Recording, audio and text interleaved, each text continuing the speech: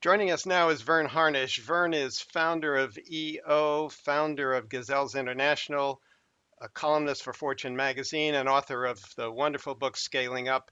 Vern, it's fantastic to have you with us this morning. Thank you so much. John, good to see you. So, Vern, we've been talking about venture capital, and my belief that taking venture capital, at least in the early stages of a new venture, is a pretty bad idea. But you've built multiple businesses in your own career. You've done it both ways. Any lessons? Yeah, I built a couple of nonprofits, and then when I launched Gazelles, I went out and did like everyone else. I went to friends and family. We raised a pretty sizable chunk of change. And you know what? I dutifully lost the money as we went over from a half million to million to 2 million to 4 million, because that's what you do, right? Growth sucks cash. And what was sad is that if I had not had the money, I don't think I would have spent it. And then when we hit the wall right after 9/11 in 2001, not only did I owe that money back to those guys, but I was broke and I had to figure out a new way to do it. Yeah, interesting. So, what was that new way? How did you make it work? Well, John, I mean, you wrote the book on it. I went to our best customers and to 17 of them, I said, look, would you prepay? And I cut a deal with them. Would you prepay what you normally spend with us for a year? And we're a consulting, coaching, and technology company. And they said yes. And I basically put an entire year's worth of payroll in the bank. And I got to tell you, you sleep a lot easier and you age a lot slower when you've got that. And since 2002, we have stuck to that rule. We still have a program today where our best customers prepay a year in advance in exchange for a lot of other goodies. And we've got our entire year's worth of operating expense, like Bill Gates always had as a rule at Microsoft. And that's really helped us scale up without using any external cash since. Fantastic. So, you've spent something like 3 decades now working with growth firms, and you've seen how they grow and how they stay on cash, on top of their cash as they grow. What are some of the lessons you've learned there? Yeah. Well, John, I really wish they would stay on top of cash. I mean, if there's something I learned over 33 years, is we're lucky if we can get them to look at a financial statement. And when they do once a month, they go to the P&L, they skip all of the detail, go right to the bottom line. Is it, black or red? And that's really about the extent of their financial literacy. And so I got to tell you, it's been 3 decades of trying to drag these entrepreneurs and other, leaders of growth companies over to at least paying a little bit of attention to the cash side of the business. So when we wrote Scaling Up, different than the first book, Mastering the Rockefeller Habits, we put an entire section on cash where we said, look, let's get focused on 3 strategies that you can use to make sure that you've got the cash that you need to fuel your growth. So, tell us a couple of stories about companies who've done that well. Yeah, well, one of the first ones is just really shorten your sales cycle. And by the way, the guy that taught this to me was Tom Meredith. Michael Dell, who had built Dell early on to 1 billion, got in cash trouble himself. And the board basically fired everyone. Michael was 26 at the time, except Michael. And they brought in kind of as the first adult supervisor, a guy 15 years as senior, Tom Meredith. And Tom was really his first legitimate CFO. And I remember Tom describing me as he describes it in the book, sitting Michael down and drawing this famous triangle and said, look, first, you're out of cash because of growth. Growth sucks cash. But I'm not here to tell you to slow down. I mean, when there's the market that you've got to grab, you got to go. But he said, let's grow where we're profitable, which was the second leg. And they went and eliminated a bunch of the product lines and distribution channels that they had been in that had been highly unprofitable. And they said, number 3, let's have liquidity. Because again, you're going to, age a lot slower and grow this business if you've got liquidity. And ultimately, that's what Tom focused on. And the first thing he calculated for Michael is what you guys call the cash conversion cycle. You and Neil wrote the famous article in Harvard Business Review that we've had almost every entrepreneur read since.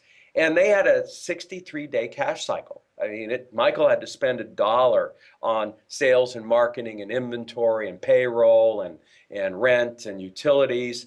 And it took 63 days for that dollar to make it all the way through his business model and back in his pocket. And so Tom's, focus for Michael was that I'm going to initiate something every quarter that's going to help us improve that cash cycle. And a decade later, 40 basically, quarter initiatives, they had dropped that to 60 from 63 days to minus 21 days. And they went ahead and further drove it down to about minus 34 days. And that really allowed Michael to fuel his own growth as they then drew the company to 60 billion. Yeah, and it's interesting that Michael got in that trouble because at the very beginning, of course, he'd been wise enough to ask Yeah. for the cash for the PC before he sold it, right? So, Yeah, but what Tom reminded us of is Intel, one of his major suppliers, they wanted paid in 30 days. And as they started building up inventory and payroll and all the rest that's required to get to a billion, that's when he got in trouble. yeah. And it happens. More, I think, to, the size companies that may be watching this, I think it's something very simple that Sam Goodner did at Catapult. He had a technology solutions company, Microsoft solution provider, and he had a simple problem. He's growing rapidly, and he's paying his people twice a month, but he's only collecting from customers once a month. And it's that kind of simple thing that can get you in trouble. And so what he did to double his cash conversion cycle was he simply went to his customers and said, hey, can I bill you twice as much? And a majority of those customers said yes, and that actually fixed his cash conversion cycle. And that's a small company like many of the companies all around the world run by an entrepreneur who's just working hard to build a nice little business. And so you don't have to be a Michael Dell to do this, do you? Exactly. You can be Now, anybody. I'll finish the story. Sam was able to scale this thing up and recently sold it to Chinasoft. So now it is one of the largest Microsoft solution providers, if not the largest in the world. But he was able to scale up on his own cash. And as a result, you get a much higher valuation when that happens. Okay, so this phenomena happens in service businesses, it happens in product businesses. Do you see it playing out differently depending on whether you're in services or selling goods?